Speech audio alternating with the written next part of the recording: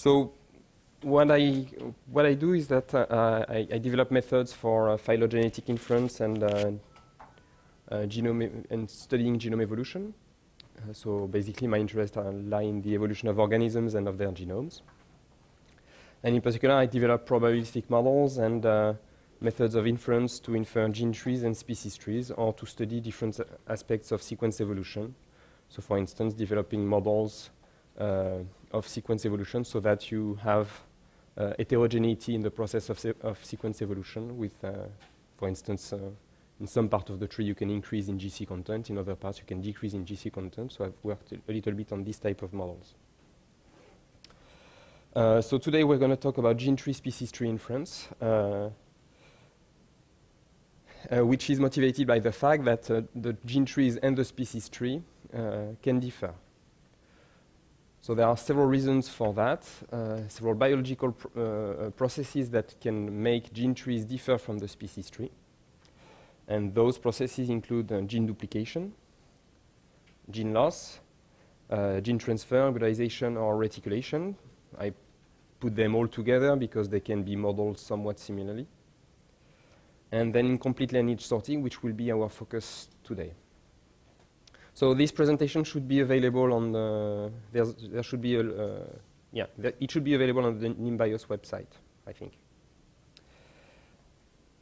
So as I said, we're going to be focusing on incomplete lineage sorting today. So however, I'm going to briefly present the different types of processes I just mentioned. So here we have a species tree. A species tree. And we have 4 species in that species tree. The time is going from the root to the leaves. We have 4 genomes in that species. We can have different types of characters. They can be discrete, continuous. And what we're going to do is we are going to look at how genes can evolve along that species tree if they have been affected by different biological processes.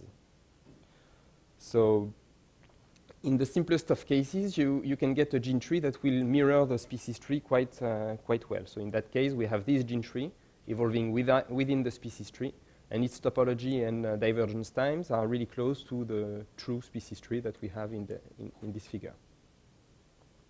Now, if other processes come into place, so for instance duplications, then the history of the gene can be a bit more complex. So in that case, there has been a gene duplication event ancestral to species A and B, so that now we have 2 copies in the species A and 2 copies of the gene in species B. So gene duplication has the effect that while there was one locus for the gene, after a gene duplication you have 2 loci. You have the genes present in 2 different regions of the genome. Yeah?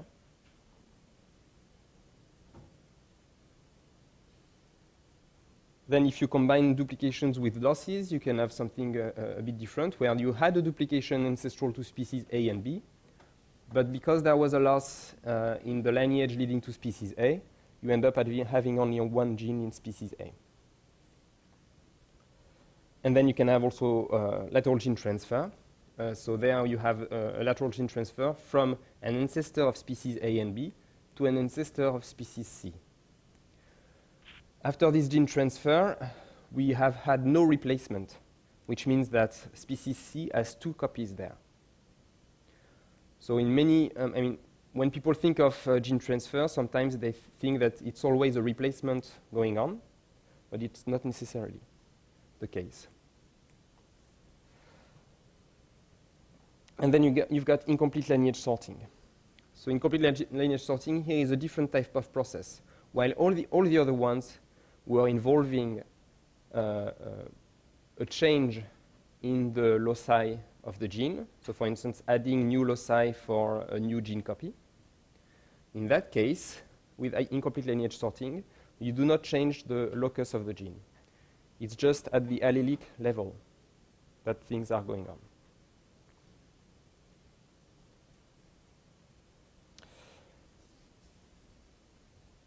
And so in addition to those biological processes that make gene trees differ from the species tree, gene trees are also often different from the species tree just because it's difficult to reconstruct accurate gene trees.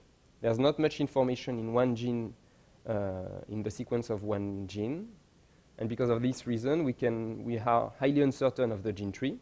And also we can make mistakes in our inference of the gene tree because sequence evolution is a complex process.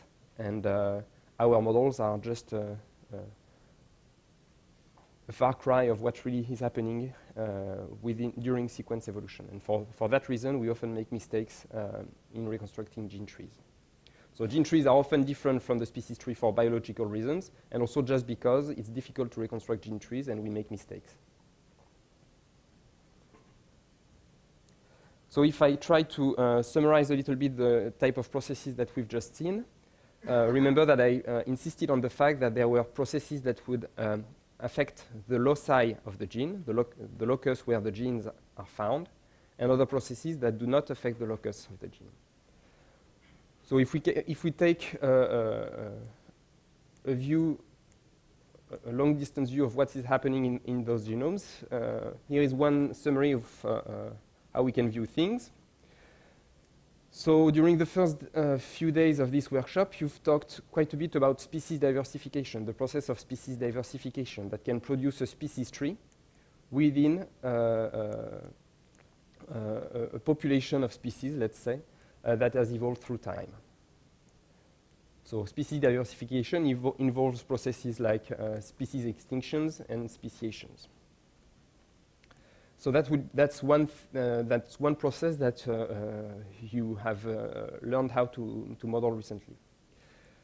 Now, within this process affecting whole species, if we zoom in, basically, we zoom in here on this part of the species tree. We zoom in on the species tree there. We can think of having a process of gene birth and death. So this is what is represented here. So the black line here is the species tree. You have some gray line here because you can have extinct lineages during the history of the species. So those lineages you don't see anymore, but they contributed to the history of the genes. And within the species history, you've had evolution of gene families. So in that case, there was a blue gene there that evolved alongside the species tree, so it followed speciation events. So when there was a speciation event, 2 copies were generated. And then there have been also additional events, such as, for instance, there was a transfer between an extinct lineage and one of the ancestors of the lineages that we have sampled in our data, let's say. And so this process of gene family evolution is most of the time described by a process of gene birth and death. So for instance, here gene birth is obtained by transfer. You can also have gene loss there, which corresponds to the death of a gene. So you have a birth-death process for gene family evolution evolving within the species tree, which is itself the result of a birth-death type of process describing how species diversify. All right? And in the literature by Matt Rasmussen, this gene family tree within the species tree has been described as the locus tree. Because at this step, what we are talking about are processes that affect the locus of evolution. So gene duplication, gene loss, and gene transfer.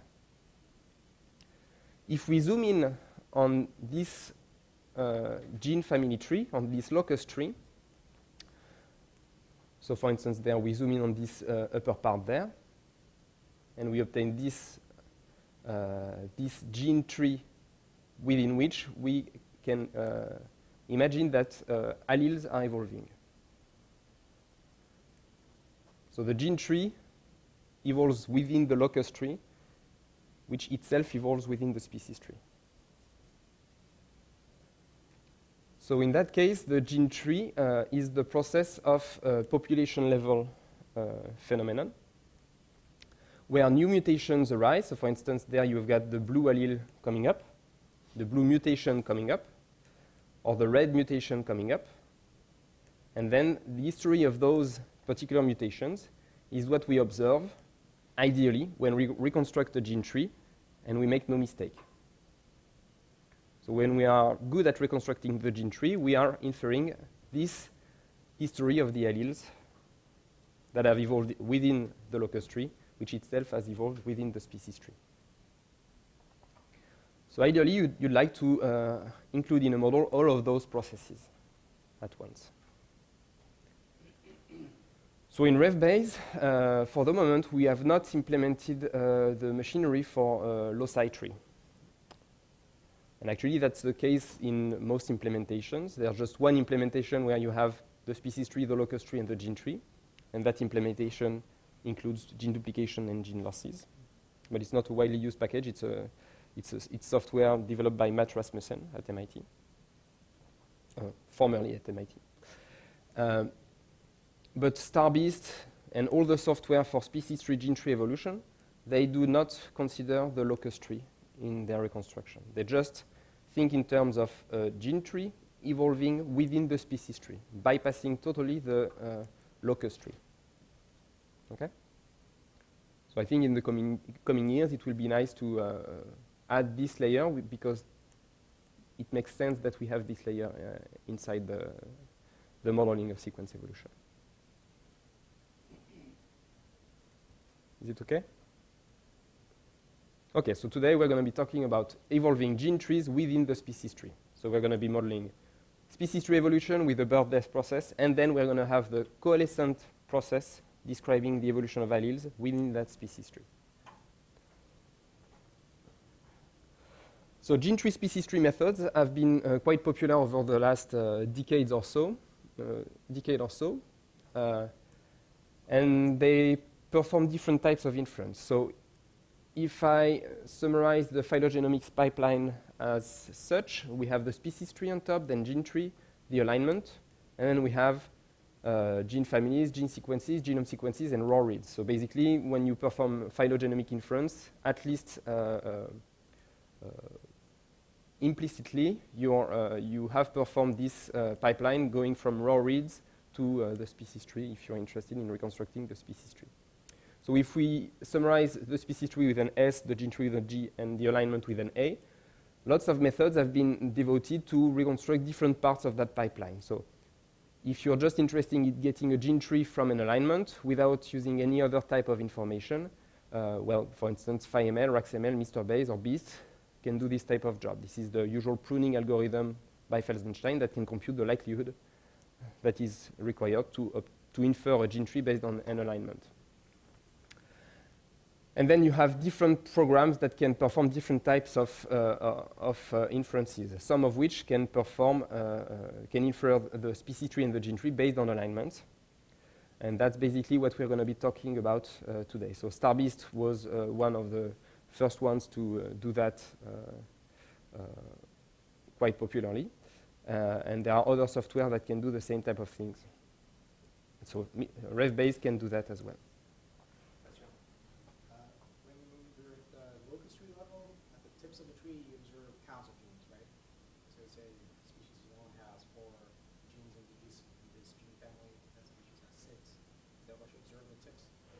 It's not really just the numbers of genes that you observe, because so in that hierarchical framework, you would still have clamped the sequence data, so that you still have that as information. So at the locus tree level, you're going to be trying to call duplication events, loss events, and also transfer events if you have that in your model. And you're going to be doing that based on the sequence data, that's your information. But in the process, you also try to distinguish duplication events from incomplete lineage sorting events. So ideally, to obtain a good estimate of the locus tree, you would like to have the sequence data plus their positions in the genomes. And with those positions in the genomes, it becomes much more easy to distinguish the generation of a new allele, which occurs at the gene tree level, from the generation of a new gene, which is characterized by the production of a new locus, which happens at the locus level.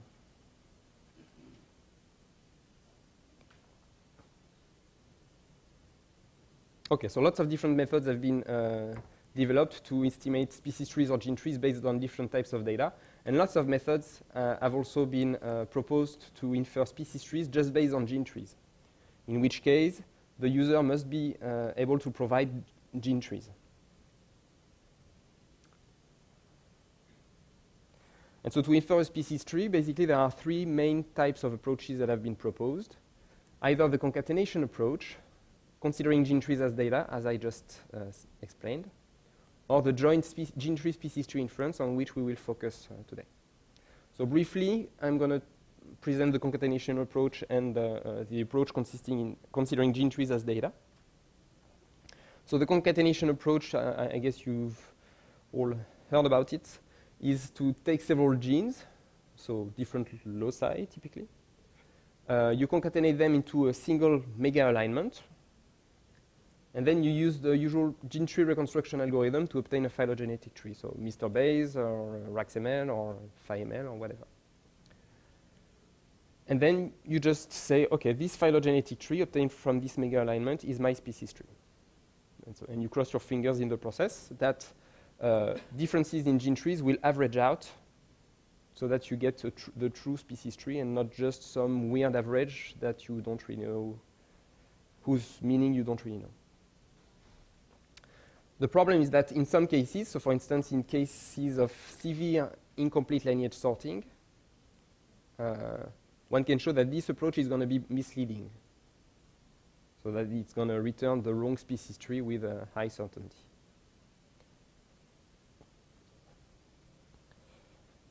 Then, and it's not easy to know in what condition our data set is before performing this type of inference. It's not clear whether we're going to have a problem or not just by looking at the data. Then the other approach is to consider gene trees as data. So instead of concatenating all gene alignments together into a mega alignment, there you're going to infer gene trees for each of those gene alignments. So it's like the super tree approach for those of you who are old. So basically, you build gene trees without considering the species tree. And then you use those gene trees to infer the species tree and other parameters of interest. If you're interested in, for instance, effective population sizes, you may be able to get those out of some of those methods. The good thing about that is that it's pretty convenient, because building gene trees, you can do that in parallel. If you have a cluster, you have 1,000 gene trees, you can launch 1,000 jobs, and they're going to run on possibly 1,000 computers. So that can be quite efficient. And it's pretty easy to use. There are lots of software for doing that. The problem with this approach is that gene trees can be very uncertain. As I said before, it's difficult to reconstruct gene trees. So because it's difficult to reconstruct gene trees, you often make mistakes in those gene trees. And then if this is the output to your inference method for the species tree, then the inference of the species tree may be impacted by the errors that you made in the gene trees. The reason for that is that those methods that take gene trees as data, we interpret any error in the gene tree as an example of the incomplete lineage sorting process. So they're going to interpret error as genuine biological phenomenon. So for that reason, they can be problematic. And it has been the case that in many analyses, when you use this type of approach on real data, you end up with a species tree that is highly unresolved, because there are so many errors in gene trees that they conflict with each other, and it becomes difficult to find one species tree that can reconcile all gene trees together to make a consistent history. So in the end, you often have species trees that are quite flat with multifurcations, because the method really doesn't know how to organize those gene trees together. So there have been efforts to improve this approach, for instance, by trying to concatenate gene trees locally that tend to agree with each other, and those methods help. But they're still kind of hacks, and they're not nicely based on probabilistic models as the approach that we are going to discuss today. And now, the approach that we are going to talk about today is the joint gene tree species tree inference approach, where we jointly infer the gene trees and the species tree. The nice thing about this joint inference is that it naturally takes into account the uncertainty in gene tree reconstruction when you reconstruct the species tree, because you question the gene trees all the time as you reconstruct the species tree. You do not take the gene trees as face values. The other thing that is interesting with this method is that it also provides better gene trees. So I'm going to show an example of that. Why is that? It's because the gene tree inference is going to benefit from the information provided by the other gene families. So that's typical of hierarchical models in probabilistic models. When you have a hierarchy, you get some information provided by other data points to improve the inference on one data set. So the graphical model for, so to explain this, let's look at the graphical model for gene tree species tree approaches. So at high level, what we have is something like that. We have the species tree from which gene trees can be generated. If you simulate, you would start by simulating a species tree. Then based on this species tree and based on a process of gene tree generation, you would generate a gene tree. And then, based on gene tree, you can simulate sequence evolution. And of course, sequence evolution requires that you specify a rate matrix, site rates, and branch rates. And because you do that for each gene family, you can put a plate around this thing here. Okay? So that would be the graphical model for gene tree species tree. Now, why does this graphical model improve gene tree inference? We can focus on this part of the graph to try to understand that. That's what I try to do here. So it's really the same graph as before, except that I opened the plate and just focused on this part here. Species tree, gene tree, phyloCTMC. Species tree, gene tree, alignment. So and in orange, what I represent is the flow of the flow of information. I've got small French ears, I guess. So we have the species tree, we have gene trees, and we have alignments. So the information, so alignments are clamped. So the information from alignments only goes that way into the gene trees and doesn't go the other way. We do not refine the alignments given the information from the gene trees. It would be nice to do that, but for the moment we do not do that. So information flow only goes this way. Then between the gene tree and the species tree, that's where we have a bidirectional information flow. So of course, information from the gene tree informs the species tree. That's the basic idea behind the methods that take gene trees as input. But then, once you have a species tree, you can also gain information when inferring the gene tree, because the gene tree has to take into account both the information coming from the alignment and from the species tree. It has basically, at this level, we have to produce a gene tree that is consistent with the substitution information, but also with the fact that our gene tree is evolving within the structure imposed by the species tree. Okay? So for instance, if we have a model with the coalescent and we have no migration, we cannot have a coalescence event after there has been a speciation event. If that's not clear yet, there will be more graphs that will try to explain how this works. But anyway, information from the species tree is coming from the gene tree. So that means that, for instance, let's say that gene tree 4 is very informative for the part of the species tree that deals with primates. But gene tree 1 is very informative for the part of the species tree that deals with rodents. By having those two gene families together in the same model, then information from about the primates from gene tree 4 is going to come to help inferring good gene trees for this gene family 1, which was pretty informative about rodents, but not so much about primates. And so for this reason, you get better gene trees and better species trees when you combine and you do joint inference on gene trees and species trees. As an example of that, we did a study where we had a model of gene duplication, transfer, and loss. So no incomplete lineage sorting there, but duplication, transfer, and loss. And we performed simulations. And the question we asked was, if we use a model that takes into account the species tree, do we get better gene trees than if we just take the alignment into account? So either taking the alignment and the species tree into account versus only taking the alignments into account. That's what we have here. Joint trees mean that we take into account the species tree and the alignment, and sequence-only trees means that we only take into account the alignment. And on the y-axis, we have the distance to the true trees. We know those true trees because we are performing simulations. We have two different types of simulations. Simulations where we simulated using a complex model of sequence evolution and reconstructed using a simple model of sequence evolution, or models where we use the same, or simulations where we use the same model for inference and for simulation. So those are easier.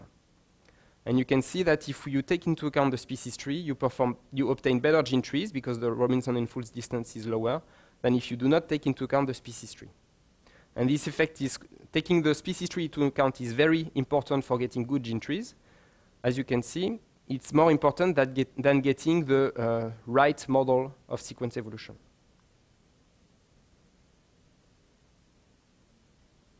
Is that clear? Because the difference between gray and yellow is inferior to the difference between those two on the right and those two on the left. So the species tree provides a lot of information to infer good gene trees. So if you're interested in gene trees, it's useful to have a species tree in your inference method. So those were the pros of using joint gene tree species tree inference. You get better gene trees, better species trees, and you take all the uncertainty in your gene trees into account.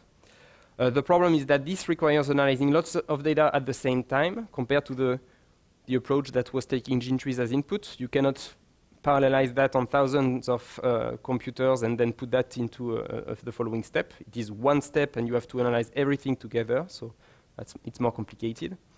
And the process itself is complicated because species tree and gene tree are highly interdependent. There's a reason why you want to jointly infer them. That's because they are highly interdependent, but that makes mixing in the MCMC also very difficult. So as I said, we're going to focus on incomplete lineage sorting in the rest of this presentation. So incomplete lineage sorting is a neutral process. You do not need to assume any kind of selection to have incomplete lineage sorting in your data. Incomplete lineage sorting is due to the random sorting of alleles during speciations and the preservations of those alleles through time and through speciation events. There are going to be some graphs about that. And so incomplete lineage sorting occurs when alleles persist across several speciation events. And because the history of allelic divergence can be different from the history of species divergence, there can be a topological difference between the gene tree and the species tree, all this due to incomplete lineage sorting. So if we look at this figure by Degnan and Rosenberg in 2006, we have some description of allelic histories within the species trees. So there are no locus tree, as I said before. It was not a concept that was really in fashion at the time. So what we have is a process of diversification of alleles within the ancestral population. And then at the time of the speciation there, of the first speciation, we already have 4 alleles that are going to be sorted in the different lineages after this speciation. So there we have 4 alleles. There as well we have 4 alleles, and there are 4 alleles as well. But then this sorting there, if we think of it as a neutral model, it's going to be completely random. There's not going to be any reason for putting alleles that are closely related together on the right or the other ones together on the left, etc. And so because of this, in the end, the tree that you obtain based on these genes is the allelic tree, and the allelic tree may be different from the species tree. So if we look at the tree on the left, so we have the gene that we have sampled in A is red there, so it goes there, but its closest neighbor is a gene in D. So this gene tree here is telling us that A and D are closely related compared to B and C that are themselves closely related. So it's clearly different from the species tree. Same thing here. If we look at this one, we again have A and D that are closely related, and then B and C are also closely related there. And finally, there we have A and B together, then C, then D, with this allelic story. this one is consistent topologically with the species tree, right? Divergence of D first, then pink, then C, then B, then A, let's say. But you notice that divergence times in this gene tree are different from the divergence times in the species tree. And that is by necessity. I mean, there has been a divergence of the alleles before there was a speciation. So speciations are a minimum bound on the allelic divergence, right? And so this fact that species divergence times are necessarily younger than allelic divergence times will be something that we will have to take into account when we think about moves for mixing in the MCMC and inferring gene trees and species tree. That's a constraint that is problematic for mixing. There's a strong interdependency between gene trees and species tree that poses problem during the mixing. Okay, so ILS is this process, is the name that we give to this process that makes it that alleles diverge before the species. And so it's, and then in addition to ILS, in some cases, you can have topological differences between the gene trees and the species tree if the random sorting alleles is such that the two topologies are different. Okay, but you can have ILS without topological incongruence, just with age incongruence. But in some cases, you will also have topological incongruence. Yeah. How accurate is the decision that we make, especially from a conservation perspective, using gene tree when we have this incomplete linear sorting? How does that affect the reliability of the decision that we make for conservation? So I guess the important point for conservation is telling apart species, right? Saying, okay, this is an isolated species from this one.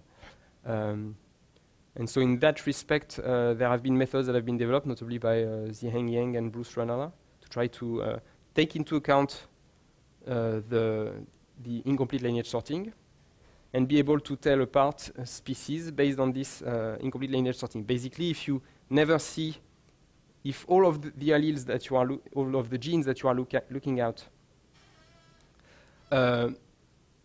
have divergence times that are above a certain limit, that means that there has been no exchange of genetic material between those two species that you're interested in. And so that's the argument, the basic argument that they're using to say, because there has been no exchange for X million years, then I'm going to call those two species, well, two species. And so some methods exist that will take this process into account to tell apart species, and then once you have that, you can use this information to guide species conservation decisions. But it's true that if you just take gene trees as at face values, you are probably going to make mistakes. But I guess conservation studies always have lots of money, so it's not difficult to get lots of genetic data, right? Yeah, it's definitely a problem.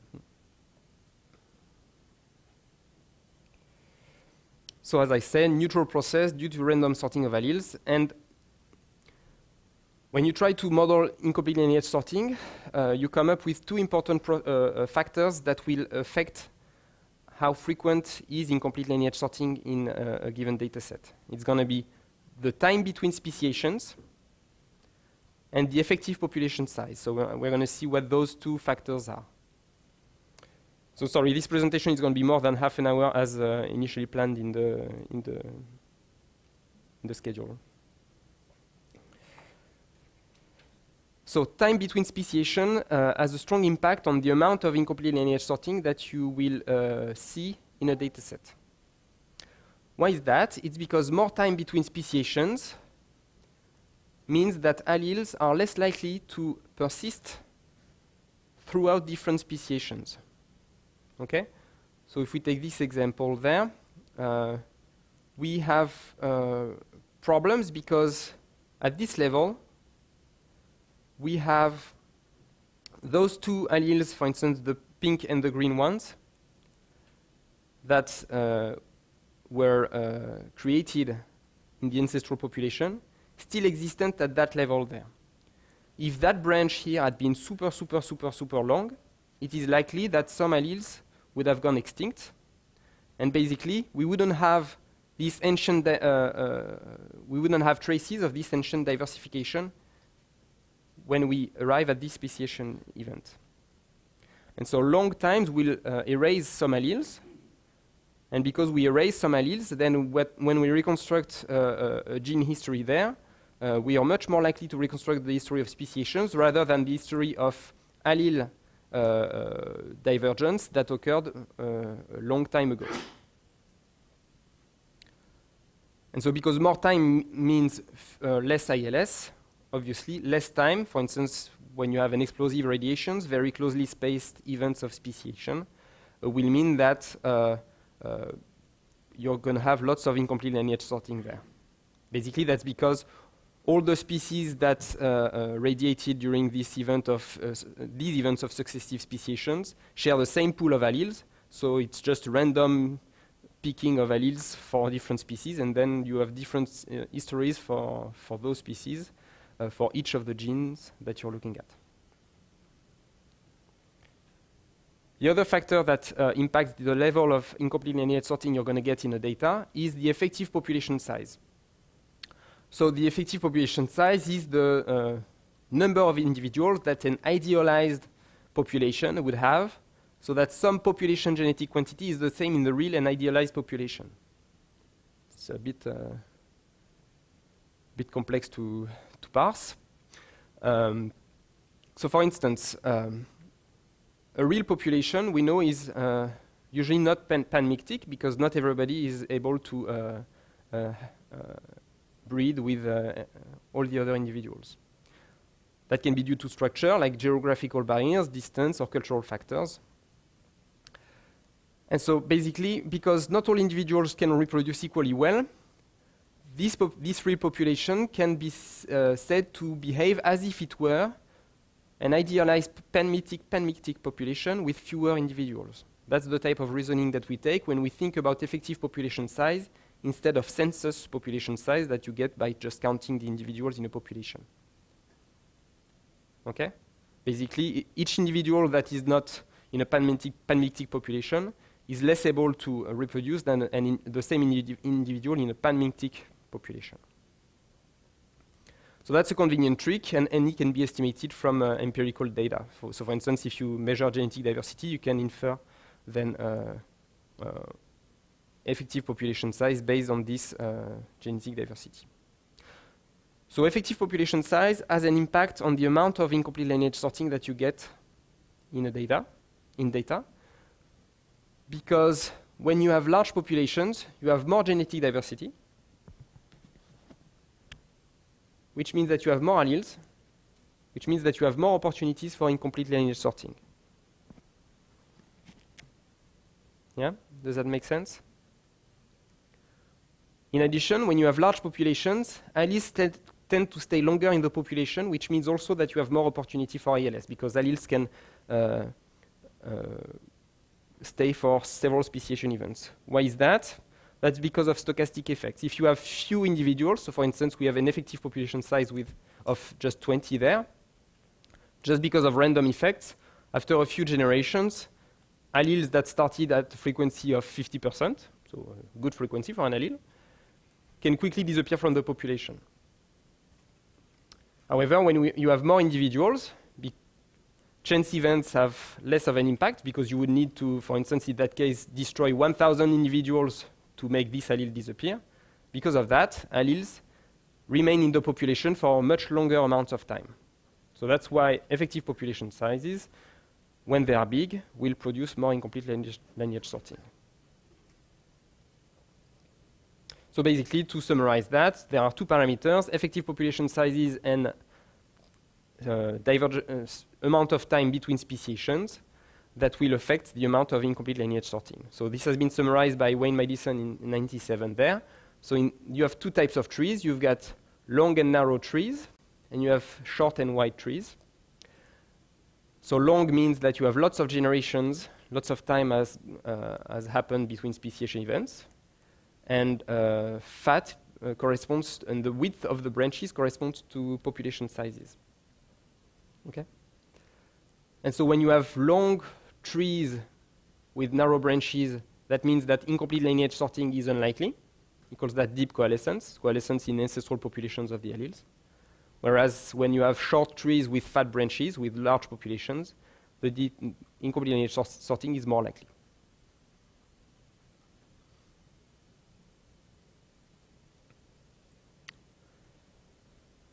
Okay, so to perform inference of gene trees or species tree in the presence of incomplete lineage sorting, you need a model describing how gene trees evolve within the species tree.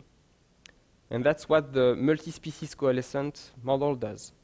It describes how a gene tree, here that's what we have on the left, evolves within the species tree. So that's a paper by Bruce Ronald Yang in 2003. And so what we have here are gene alleles from those species, human, chimpanzee, gorilla, and orangutan. And there we have the species tree describing the relationships between those 4 species. So we have 3 alleles for humans, 2 alleles for chimp, 1 allele for gorilla, and 1 allele for orangutan. There we have divergence times in the species tree with those big taus. Tau HCGO corresponds to the divergence times between orangutan and the other species.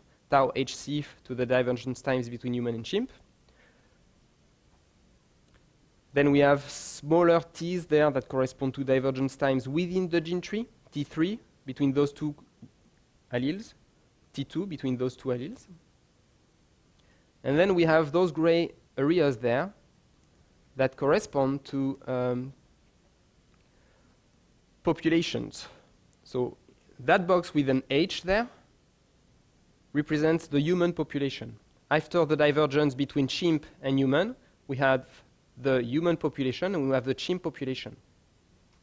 There's a white bar between the two because we consider that there's no migration between the 2 populations right after the speciation event. Same thing, we have 1 ancestral population HC there and 1 ancestral population HCG there and 1 ancestral population to all species there. Okay? So those gray areas are associated to an effective population size parameter, which is symbolized here by the width of those boxes. And those effective population size parameters, we're going to call them theta. So those are all the parameters we need. Divergence times in the species tree, divergence times in the gene tree, effective population sizes for the populations in the species tree. And so to compute the probability of this gene tree given that species tree, you need to compute that. So it's not too bad, and it's 1 line basically per gray box.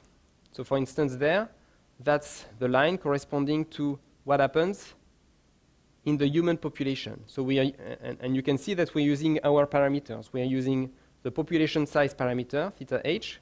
We are using the divergence time between the 2 alleles, and we are using the divergence times between human and chimp, tau hc there.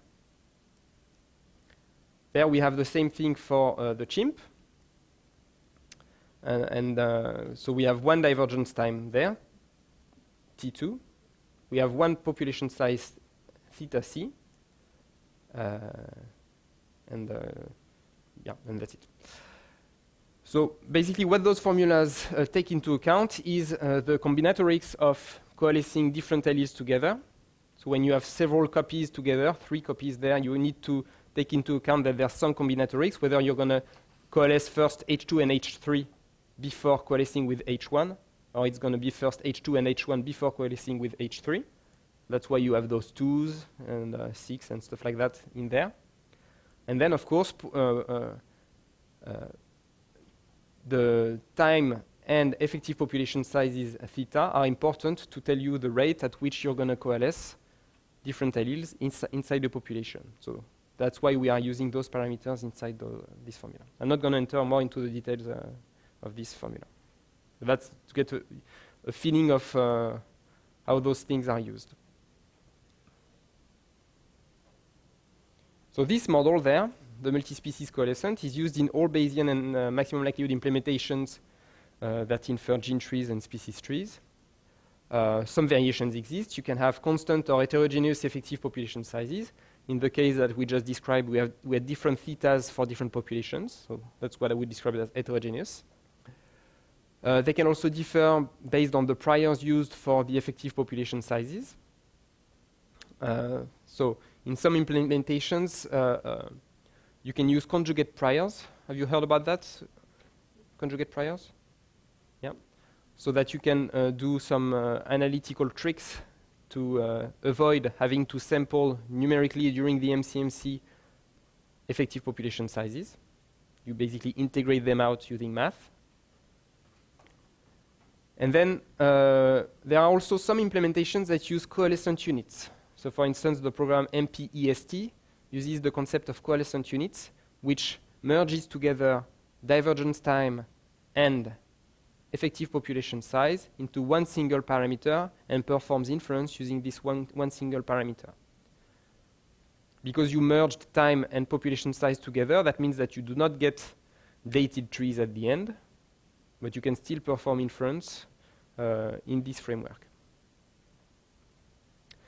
So in all cases, convergence is tricky because there is a strong dependency between gene trees and species tree. So now I'm going to ask you to reflect a bit on those questions to try to illustrate the dependency between the species tree, on the right again, and the gene trees there.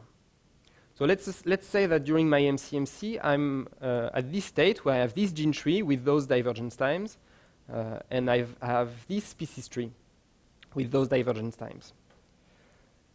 And let's say that I want to make a move on tau HC. So tau HC is this one. I want to change the value of this divergence between human and chimp. What are the values that I can propose? What is the range of values that I can propose in my MCMC?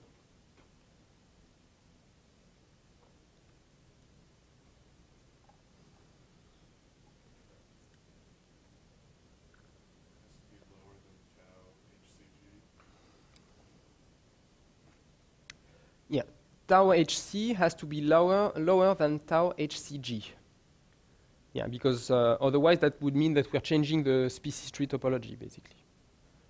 So if we just want to change the date, then we want to not go beyond tau HCG. So that's an upper bound for tau HC.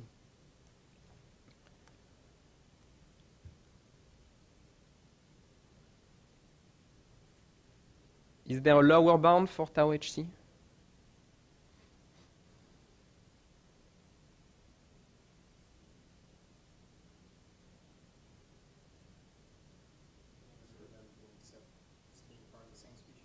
Sorry? Make it 0, and so effectively saying that chimps and humans are the same species. So is it okay or is it bad? I don't know. I guess, I don't know. If you define it a priori, you know there are different species, then no. It's not okay, right? They can be different species from yesterday, maybe. So I think in terms of computing the probability for a gene tree given a species tree, there's no lower bound for tau HC. The reason for that is that what's really important is that what's really forbidden in this type of model is that we have a divergence between an allele that is found in chimp and an allele that is found in human after human and chimp have separated, have split. Okay? Because if I find a chimp gene in your genome, that means that your parents recently met with a chimp. And we do not allow that in this model because we only because we do not allow hybridization or migration. So as soon as we have said human and chimp have split, they're apart and they do not discuss anymore. They do not exchange genes anymore. And so for that reason, there cannot be a gene divergence younger than tau HC. A gene divergence between a human copy and a human allele and a chimp allele that would be younger than this one. Okay? So that means that this imposes an upper bound on HC, on tau HC, that is different from tau HCG. Right? Because there we have a divergence between human alleles and chimp alleles that is at this age there.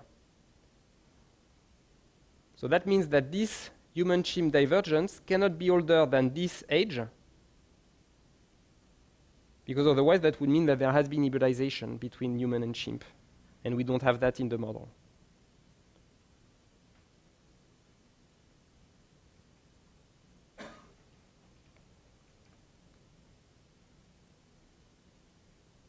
Does it make sense?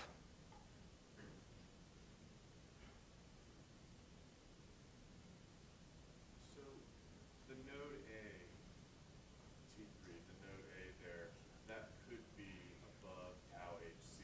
Yeah. But you can't have C, the node C being below tau HC. That's Yeah. what you're saying. Yeah. Yeah. C cannot be tau HC because C is a divergence between human alleles and chimp alleles. And so this divergence between a human allele and a chimp allele has to be older than the divergence between the human population and the chimp population. Otherwise, that means that they still had some mixture going on after their split. And so that was not their real split. Okay? So is all this, this is all data in one alignment, one sequence alignment? Yeah, in that case, yes.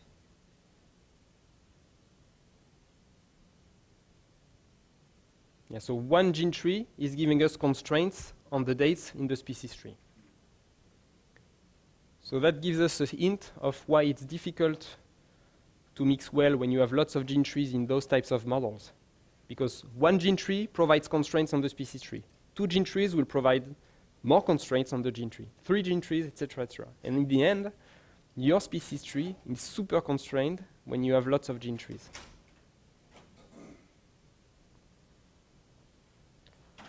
Okay, so I'm not going to have you think about those two other questions, but basically that's the range of admissible values, unless I made a mistake, for proposing tau HC. It's between this value, as we said, and it can be very recent, because that means that then all the alleles diverge in the ancestral population, but it's okay.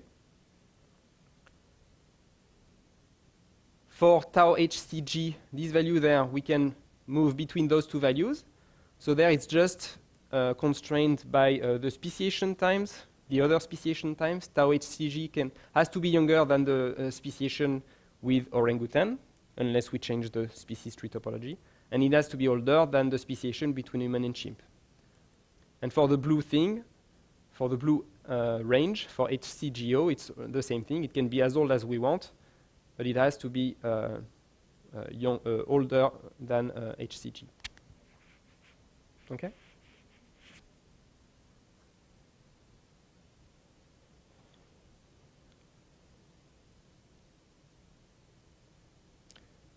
Now, the dual type of inference of move that we may want to do is a move on the gene tree divergence times.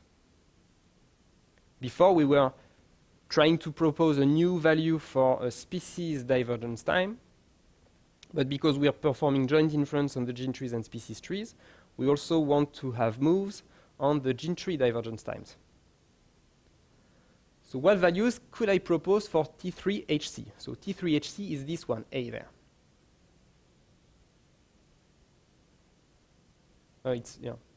It's H, not HC. Anyway, what value can I propose for A there? What are the constraints to this value?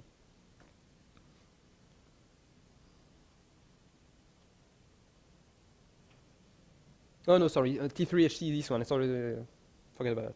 T3HC, this one. So I made no mistake, it's that one I'm interested in.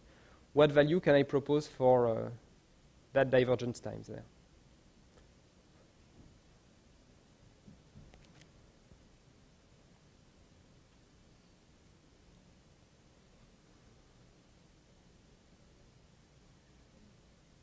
Must be greater than tau HC.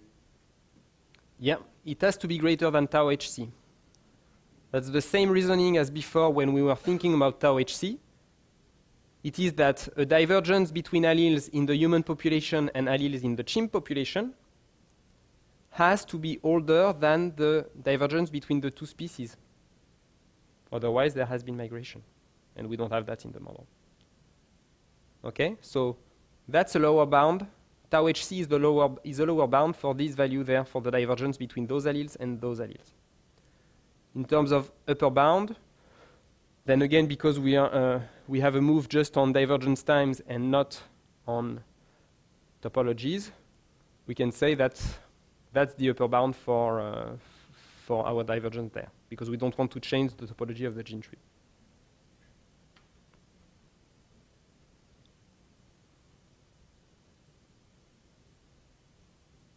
And for T3HCGO,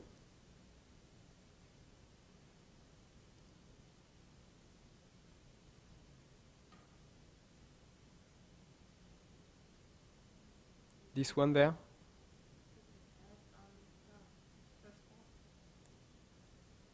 which one? Between F and tau HCG. Oh, between there and there. I think that's what I have as well, but now that I look at it, I'm thinking I must have made a mistake, because it's the divergence with G, not with O. So I think we could go up to there, right? So I stopped the yellow line too early. We can go down to the tau HCG, because it's a gene that is found in G and the rest, but not in O. So this divergence there is not really relevant for this thing. So Why not D? sorry? Why not D? Why not D? Because there we have a copy that is present in G and other copies that are present in HC. So this has to be older than the divergence between the G population and the HC population. And that divergence is this one there, tau HCG. So yeah, we should correct this and put it a bit further.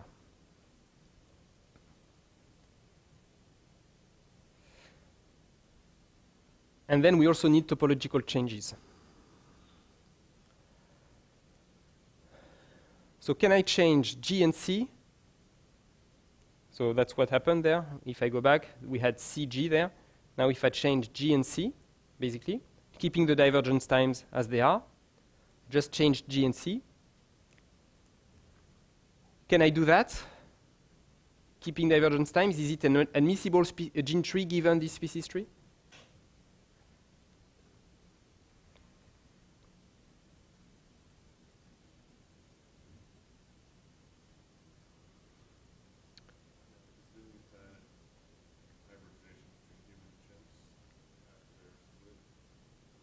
Yeah, exactly. If we have human and chimp that diverged at this point, then, but we have two alleles, I mean, human alleles and chimp alleles that diverged after the divergence between human and chimp, that means that there must have been some kind of hybridization of some sort, which is not in the model. So it's not okay to have this species tree given that gene tree.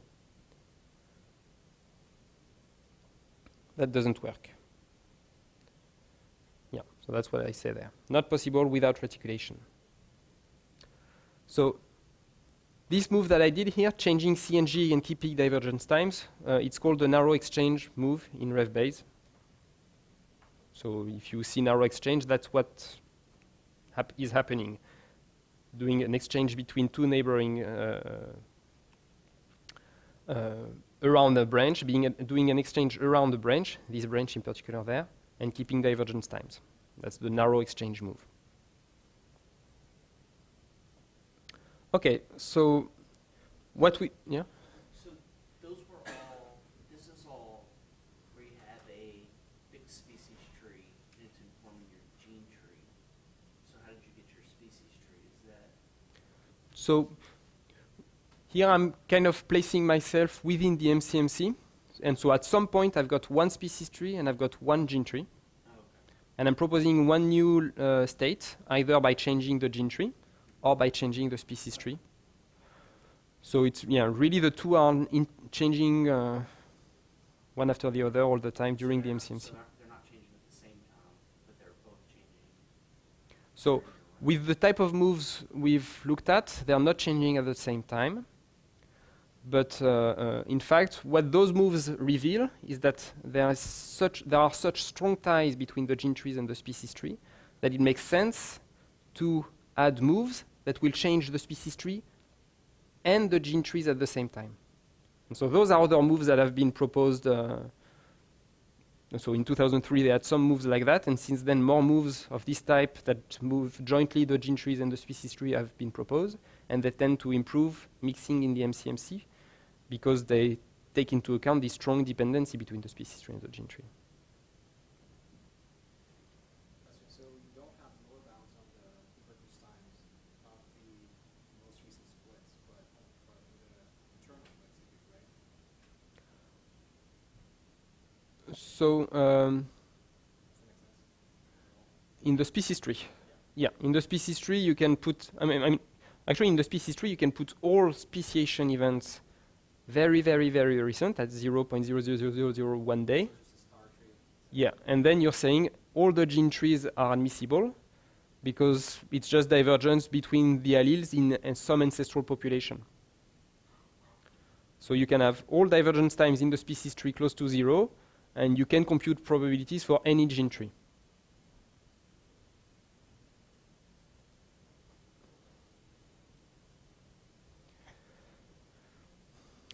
So so those things, those little games we played with the species tree and gene tree, they just reveal that there are strong ties between the species tree and the gene tree, strong constraints, so that during the MCMC it's going to be a pain to mix well, because when you change the species tree, you have to take into account the gene tree and vice versa. And of course, when the number of gene trees increases, the species tree becomes extremely constrained. That's what we discussed a moment ago.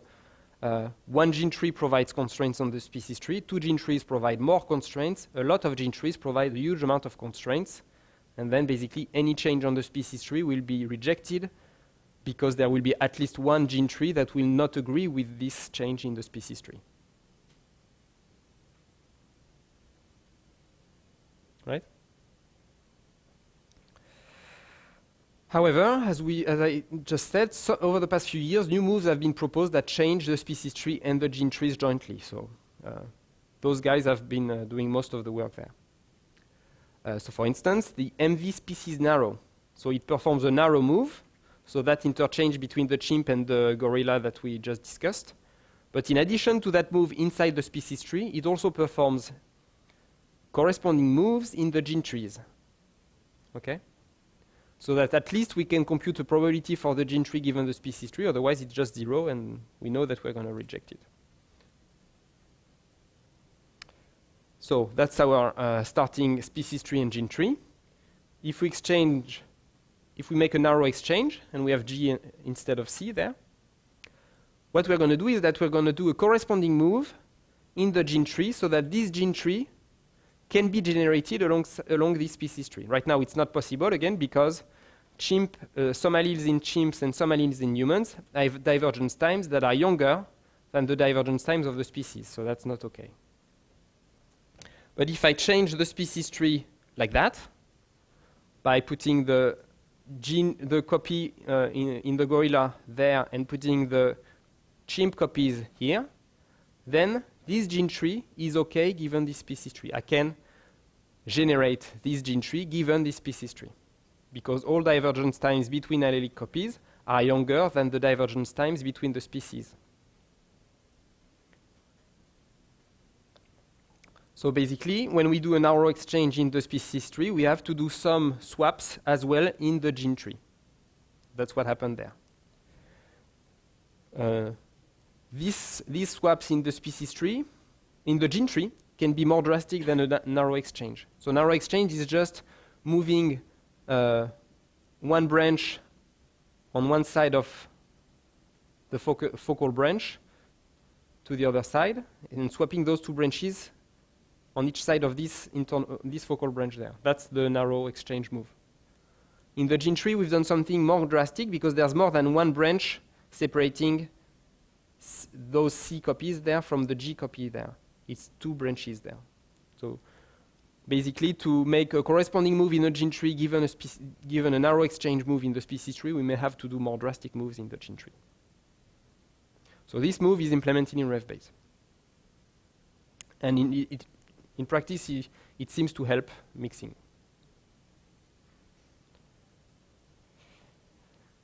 And then for divergence times, we also have moves that will jointly alter the species tree and the gene trees. So for instance, we have the species subtree scale, which is also implemented in RevBase. So the species subtree scale scales up or down all the nodes of a subtree inside the species tree and does the corresponding thing in the gene tree. So for instance, if we have this starting situation, so we have this starting species tree and this starting gene tree in our MCMC, my MV species subtree scale move could propose a new species tree, this one. And it's going to be doing the corresponding move inside the gene tree. So it's scaled up this subtree there, HCG, from that time to this age. And it's going to do the same inside the species tree. So it's going to find the corresponding nodes inside the gene trees and scale them upwards by the same amount so that we have corresponding gene trees and species trees that match well at the end of this move.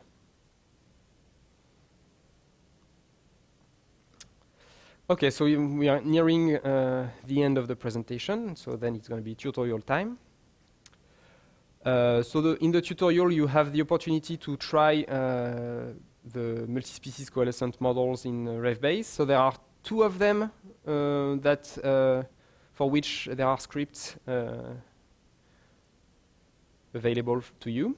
The usual one, the basic one, is the DN multi-species coalescent distribution, which describes the evolution of gene trees given a species tree, and can include heterogeneous branch-wise effective population sizes, so different population sizes for different branches, just like we saw in the Ranaline-Yang paper. And then there's another model which also allows different effective population sizes for different branches, but use this conjugate prior trick to integrate out effective population sizes so that you do not have to sample them during the MCMC. And this distribution is called DN multi-species coalescent inverse gamma, because it so happens that then you use a gamma an inverse gamma distribution for the conjugacy. And then there are several joint moves on gene trees and species tree that we can use in RevBase. So MV species narrow, I've presented that. MV species subtree scale. There's also another one, MV species subtree scale beta, which is slightly different because it can be tuned compared to this one, which cannot be tuned. And then there are those two other moves, MV species node time slide uniform and MV species tree scale, that you can use to your own risks. And they are not used by default in the scripts for good reasons.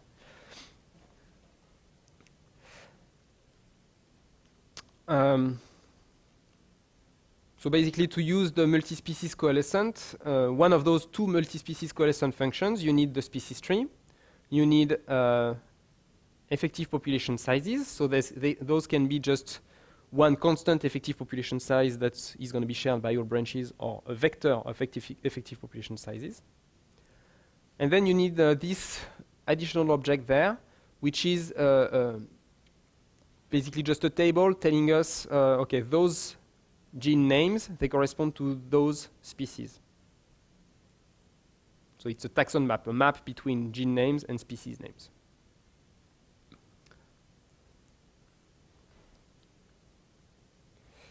And to use the joint moves on gene trees and species trees, you need to do something a bit different from what you do with the other moves that you used so far, because you need to attach to it the species tree, but also the gene trees.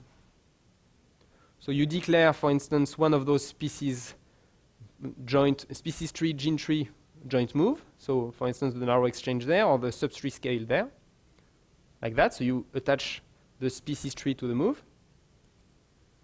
And then for each of the gene trees that you have, you're going to have to add the gene tree variable to the move. And then at the end, you should not forget to put the moves, the joint moves, inside the vector of moves. Otherwise, they will not be used by the MCMC if they are not inside the vector. So those two additional lines do that. Okay. So other things that exist that in RevBase that we have not discussed are skyline plots. So if you have a single population and you're interested in trying to reconstruct the history of effective population sizes through time, there are some methods for that in RevBase. And we are working to introduce new features in RevBase, such as the POMO model. So I can talk about that if you're interested. Which is a model that will infer a species tree directly based on gene sequences under the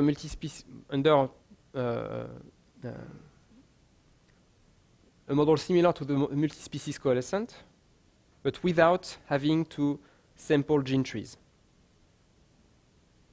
So basically, with the POMO model, you're going directly from sequence data to the species tree without the gene tree step in between. And for this reason, it's a model that we're quite interested in because it bypasses all those mixing problems that we have when we have the gene tree and the species tree with those strong interdependencies. When we get rid of the gene trees, mixing should become much more amicable. And then we're also interested in putting models of gene duplication transfers and losses, and we have to compare what RevBase does in terms of performance to other gene tree, species tree reconstruction software. Or if you are interested in doing that in the next few hours, we are interested in the results. Okay, so we have some scripts on the NIMBIOS website in principle, so you can try them. You can play with the moves and their weights. You can try the two versions of the multi-species coalescent scripts, one with the basic one and the other one with the conjugate prior one, so that you do not sample numerically the effective population sizes. They are just mathematically sampled. And you could launch several chains to look at convergence. However, if you're interested in launching chains and looking at convergence, I suggest that you run under the prior only, because those models are quite compute intensive. Or the other thing you could do to save some time is maybe decrease the number of genes. There we have 10 gene trees. If you have only 5, it should be about twice as fast. Things like that. Then I also put some output that was computed using those two scripts overnight. So if you're just interested in having a look at how those different moves perform, you can get directly those outputs. I ran Bonsai on those chains, so you can look at the Bonsai output and see what moves perform well and what moves perform poorly, things like that.